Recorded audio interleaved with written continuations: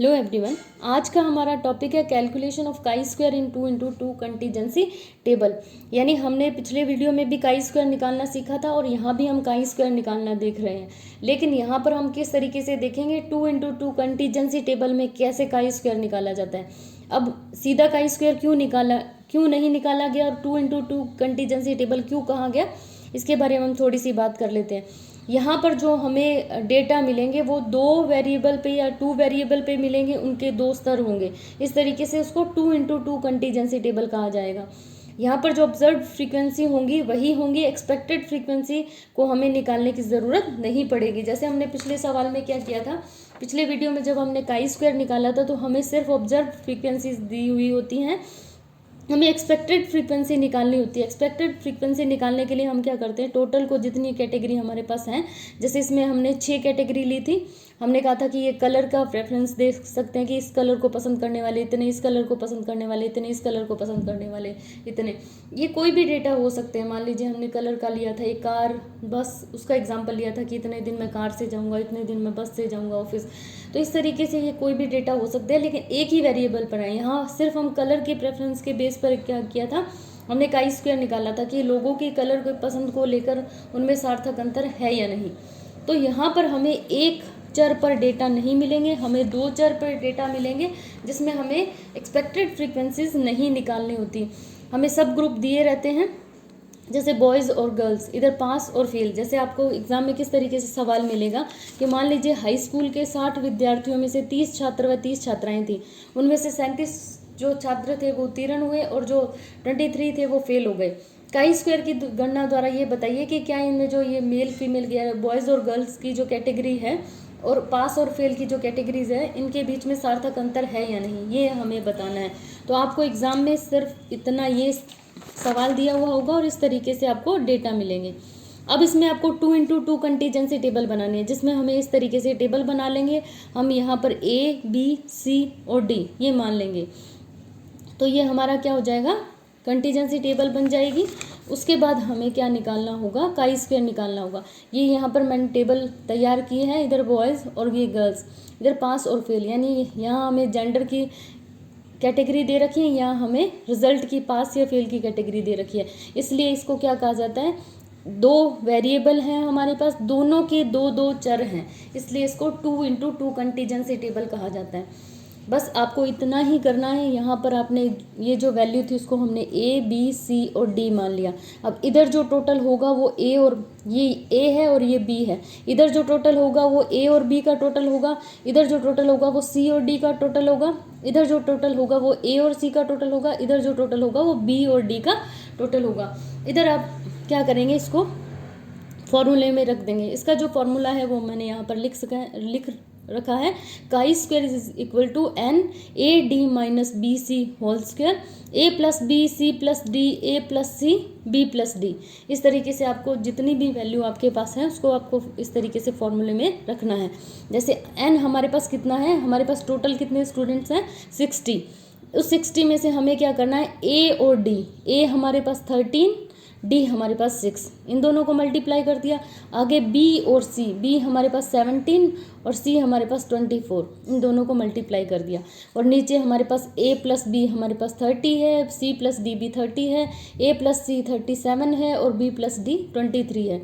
इन सबको अब हमें इन सबको मल्टीप्लाई करना है और इसको सॉल्व करना है। 13 को 6 से मल्टीप्लाई करेंगे, 17 को 24 से मल्टीप्लाई करेंगे, इन दोनों को इसमें से इसकी वैल्यू को माइनस करके उसका स्क्वायर निकालेंगे, उसको 60 से मल्टीप्लाई करेंगे।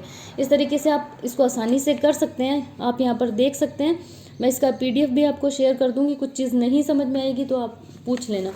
उसके बाद जो वैल्यू आएगी वो इस तरीके से आएगी, यानी हम जब नीचे जो वैल्यू दी हुई थी 30 × 30 × 37 × 23, जब हमने ये किया तो हमें ये वैल्यू मिली 765900। ऊपर जब हमने n को 330 का होल स्क्वायर किया था और उसके बाद हमने 60 से जब उसको मल्टीप्लाई किया था तो हमें ये वैल्यू मिलेगी 653400। अब जब हमने इस वैल्यू को इससे डिवाइड करेंगे तो हमारा 8.53 आएगा। ये हमारा क्या आ गया, काई स्क्वायर आ गया। अब हमें ये बताना है कि सार्थक अंतर है या नहीं। उसके लिए हमें डीएफ निकालना होता है। डीएफ निकालने के लिए मैंने आपको वहाँ भी यही फॉर्मूला था जहाँ हमने काई स्क्वायर निकाला था, ये भी काई स्क्वायर है 2 × 2 कंटीजेंसी टेबल से। यहाँ भी यही फॉर्मूला रहेगा डीएफ निकालने का, R माइनस सी और R माइनस 1 और C माइनस 1। R का मतलब रो, कॉलम का मतलब, C का मतलब कॉलम। तो यहाँ हमारे पास रो कितनी है 2 और कॉलम कितने हैं 2, यानी हमारे पास क्या है, ये 2 × 2 कंटीजेंसी है, यानी 2 ही रो है और 2 ही हमारे पास कॉलम है। तो 2 - 1 और 2 - 1 करेंगे तो हमारा 1 आएगा।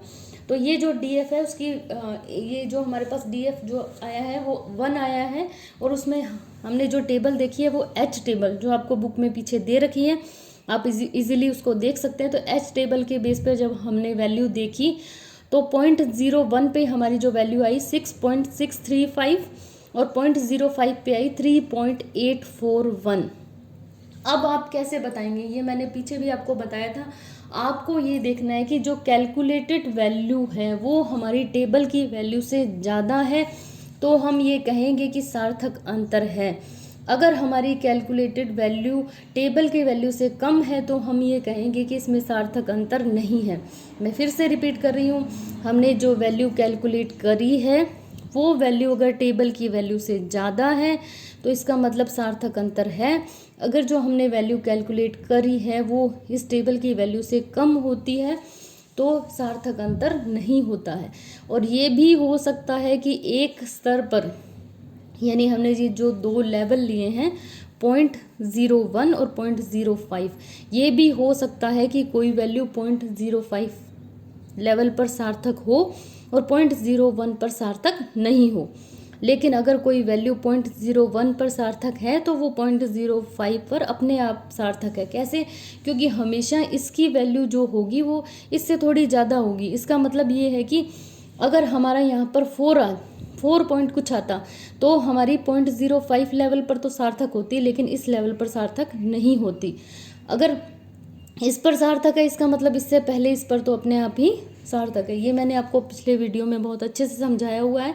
फिर भी अगर आपको नहीं समझ में आता है तो आप पूछ सकते हैं। तो हमारा रिजल्ट क्या आएगा, अतः छात्र छात्राओं के लिंग भेद और उनके उत्तीर्ण और अनुत्तीर्ण परिणामों के मध्य 0.01 स्तर पर सार्थक अंतर है। एच नोट निरस्त की जाती है। एच नोट का मतलब हमारी नल हाइपोथेसिस, और नल हाइपोथेसिस क्या बताती है कि कोई भी ये जो डिफरेंस पाया गया है या ये जो अंतर है वो सार्थक अंतर नहीं है। कोई भी 2 चीज़ों के मध्य या 2 समूहों के मध्य जो अंतर है वो सार्थक अंतर नहीं है। तो यहाँ पर हमारा सार्थक अंतर पाया गया है, इसलिए हमने नल हाइपोथेसिस को रिजेक्ट कर दिया है।